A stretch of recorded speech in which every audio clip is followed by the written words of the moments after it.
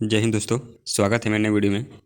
दोस्तों इस वीडियो में हम बिहार शिक्षक भर्ती टीआरई 4.0 के लिए रसायन विज्ञान को करने वाले हैं। तो चलिए दोस्तों वीडियो को स्टार्ट करते हैं। यहाँ पहला प्रश्न है दोस्तों, उत्कृष्ट धातुओं के संदर्भ में निम्न वाक्यों पर विचार कीजिए। ऑप्शन दिया है, यह दोनों कथन दिया है दोस्तों। उत्कृष्ट धातुएं प्रकृति में शुद्ध रूप में पाई जाती हैं। अगला कथन दिया है, यूरेनियम एवं सीसा उत्कृष्ट धातु के उदाहरण हैं। तो दोस्तों आपको बताना है कि इन दोनों कथनों में कौन सा कथन सत्य है अर्थात सही है। केवल एक, केवल दो, एक एवं दो दोनों, पीतल भी उत्कृष्ट धातु है, ये एक से अधिक कोई नहीं। तो दोस्तों इसका राइट आंसर हो जाएगा ऑप्शन नंबर ए, केवल एक। केवल दोस्तों पहला जो है ये सही है। उत्कृष्ट धातुएं दोस्तों प्रकृति में शुद्ध रूप में पाई जाती हैं, क्योंकि दोस्तों उत्कृष्ट धातुएं ज़्यादा अभिक्रियाशील नहीं होती है, इस वजह से ये जो होती है शुद्ध रूप में पाई जाती है। दूसरा कथन दिया है दोस्तों कि यूरेनियम एवं सीसा उत्कृष्ट धातु के उदाहरण हैं। ये दोस्तों दूसरा कथन जो है गलत है, क्योंकि यूरेनियम एवं सीसा जो है उत्कृष्ट धातु के उदाहरण नहीं है। तो इस तरह से हमारा जो ऑप्शन नंबर ए है ये सही हो जाएगा। केवल पहला कथन जो है सत्य है। एक्सप्लेनेशन में भी दोस्तों वही बात दिया हुआ है। तो बढ़ते अपने अगले प्रश्न पर। अगला प्रश्न यहाँ पर दिया है दोस्तों, आयोडीनकृत लवण में रहता है। आयोडीकृत लवण में रहता है। ऑप्शन है मुक्त iodine, calcium iodide, magnesium iodide, potassium iodide, एक से अधिक कोई नहीं। तो दोस्तों इसका राइट आंसर हो जाएगा option number D, potassium iodide. Option number D दोस्तों पोटेशियम आयोडाइड, ये जो है इसका राइट आंसर हो जाएगा। दोस्तों आयोडीकृत लवण में पोटेशियम आयोडाइड पाया जाता है। पोटेशियम आयोडाइड को दोस्तों इसका रासायनिक सूत्र KI होता है, जिसको हम लोग पोटेशियम आयोडाइड कहते हैं। इसके एक्सप्लेनेशन में दोस्तों दिया हुआ है कि पोटेशियम आयोडाइड की संरचना एवं भौतिक गुणों में खाद्य लवण के समान है। आगे दिया है व्यापारिक स्तर पर आयोडीकृत लवण बनाने में सामान्यतः इसी का प्रयोग किया जाता है। इसके अतिरिक्त पोटेशियम आयोडेट, सोडियम आयोडेट तथा सोडियम आयोडाइड का भी प्रयोग आयोडीकृत लवण बनाने में किया जाता है। तो इन सब का दोस्तों आयोडीकृत लवण बनाने में इन सब का उपयोग किया जाता है, इसको भी ध्यान में रखिएगा। अगला प्रश्न दिया है दोस्तों यहाँ पर, खाने का नमक यानी कि NaCl सोडियम क्लोराइड किससे बनता है। यहाँ पर ऑप्शन दिया है दोस्तों, कमज़ोर अम्ल और कमज़ोर क्षार से, मजबूत अम्ल और मजबूत क्षार से, कमज़ोर अम्ल और मजबूत क्षार से, मजबूत अम्ल और कमज़ोर क्षार से। तो दोस्तों इसका राइट आंसर हो जाएगा ऑप्शन नंबर बी, मजबूत अम्ल और मजबूत क्षार से। दोस्तों मजबूत अम्ल जिसको हम लोग प्रबल अम्ल तथा प्रबल क्षार से सोडियम क्लोराइड यानी खाने के नमक का निर्माण होता है। दोस्तों हम जानते हैं कि HCl जो कि एक प्रबल अम्ल है और सोडियम हाइड्रोक्साइड जो कि एक प्रबल क्षार है, ये दोनों जब अभिक्रिया करते हैं तो इसके फलस्वरूप खाने का नमक यानी कि NaCl का निर्माण होता है। तो दोस्तों यहाँ पर HCl जो है ये प्रबल अम्ल है और सोडियम हाइड्रोक्साइड जो है ये प्रबल क्षार है, और इन दोनों के अभिक्रिया करने से NaCl का निर्माण होता है। साथ ही दोस्तों इस प्रक्रिया को हम लोग उदासीनीकरण प्रक्रिया भी कहते हैं। ये दोस्तों अम्ल है और ये जो है क्षार है। इन्हीं दोनों को दोस्तों अभिक्रिया करने से लवण का निर्माण होता है। बढ़ते अपने अगले प्रश्न में दोस्तों। यहाँ पर दोस्तों वही में दिया हुआ है एक्सप्लेनेशन में, इसको भी देख लेते हैं दोस्तों। इसमें दिया है कि प्रबल अम्ल एवं प्रबल क्षार के मध्य अभिक्रिया से निर्मित नमक यानी कि लवण को उदासीन लवण कहते हैं। उदासीन लवण इसलिए कहा जाता है दोस्तों क्योंकि यह उदासीनीकरण प्रक्रिया के फलस्वरूप प्राप्त होता है, जैसे सोडियम क्लोराइड NaCl, KNO3 यानी पोटेशियम नाइट्रेट। अगला प्रश्न दिया है दोस्तों, सभी जैव यौगिक का अनिवार्य मूल तत्व क्या है? सभी जैव यौगिक का अनिवार्य मूल तत्व क्या है? ऑप्शन है नाइट्रोजन, ऑक्सीजन, कार्बन या फिर गंधक।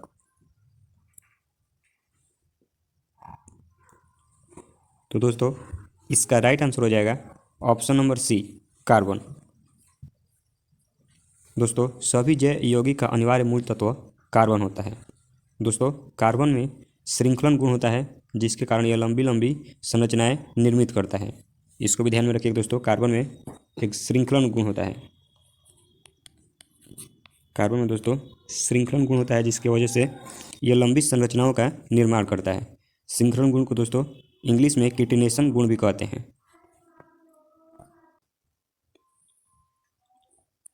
इसके एक्सप्लेनेशन में दोस्तों वही बात दिया हुआ है कि संसार के सभी जैव पदार्थ कार्बनिक यौगिकों से बने होते हैं। कार्बनिक यौगिकों में कार्बन जो होता है एक अनिवार्य तत्व के रूप में पाया जाता है।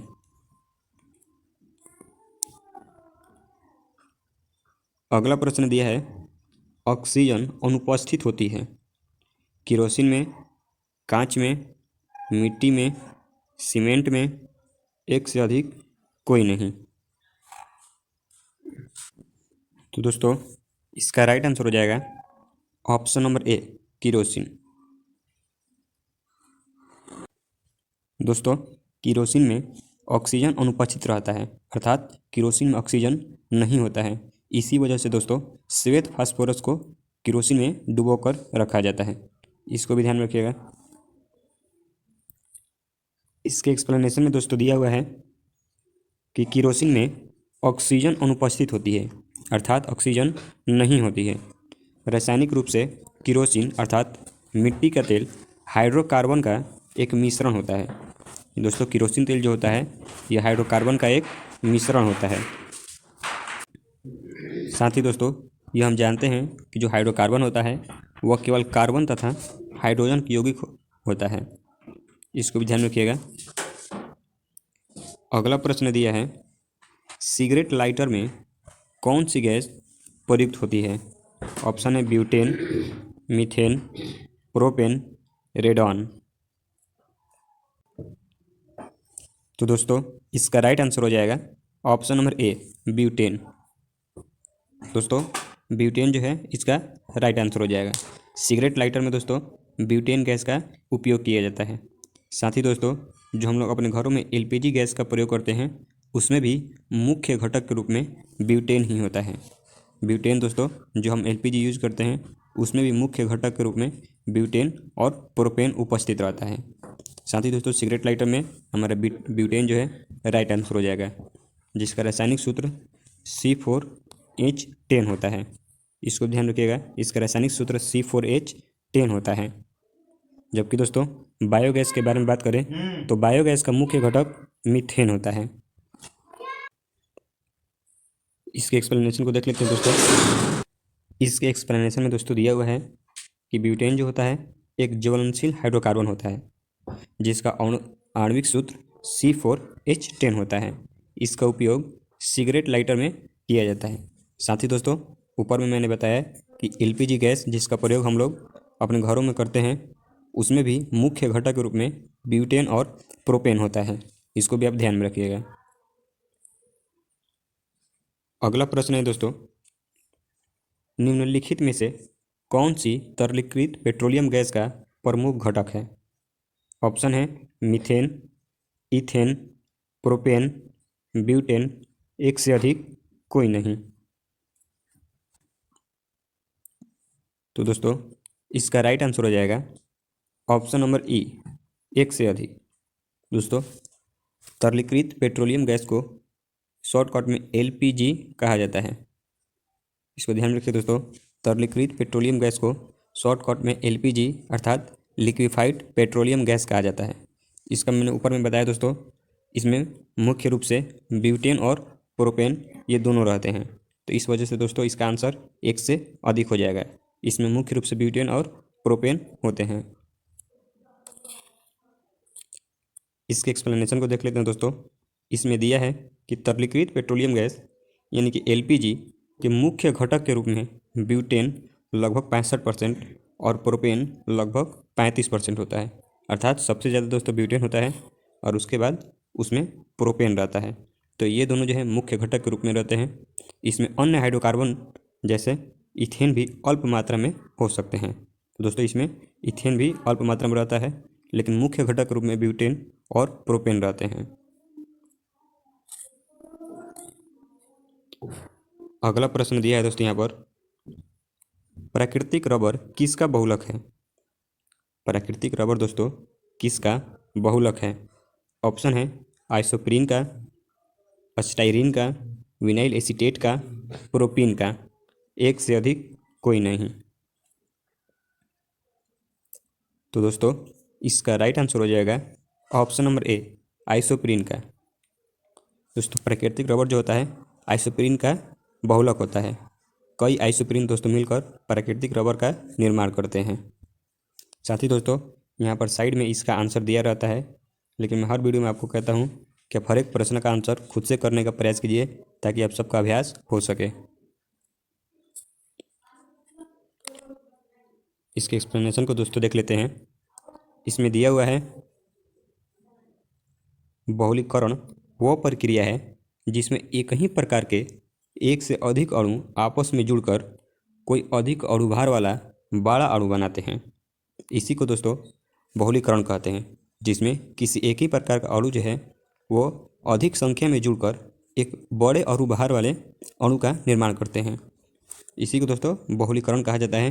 बहुलीकरण में भाग लेने वाले अणुओं को एकलक और उत्पाद को बहुलक कहा जाता है। तो दोस्तों जो अणु इसमें भाग लेते हैं उसको एकलक कहा जाता है और उनके जुड़ने से जो उत्पाद प्राप्त होता है उस उत्पाद को बहुलक कहा जाता है। इंग्लिश में पॉलीमर कहा जाता है। आगे दिया है कि आइसोप्रीन का बहुलक प्राकृतिक रबर होता है। तो दोस्तों कई आइसोप्रीन जो है मिलकर प्राकृतिक रबर का निर्माण करते हैं। आइसोप्रीन एक कार्बनिक पदार्थ है जिसका सूत्र दोस्तों यहाँ पर दिया हुआ है CH2 double bond CCH3 CH double bond CH2। देख सकते हैं दोस्तों। तो चलिए दोस्तों हमारा वीडियो यहीं पर समाप्त होता है। दोस्तों मिलते हैं अपन अगले वीडियो में, तब तक के लिए धन्यवाद।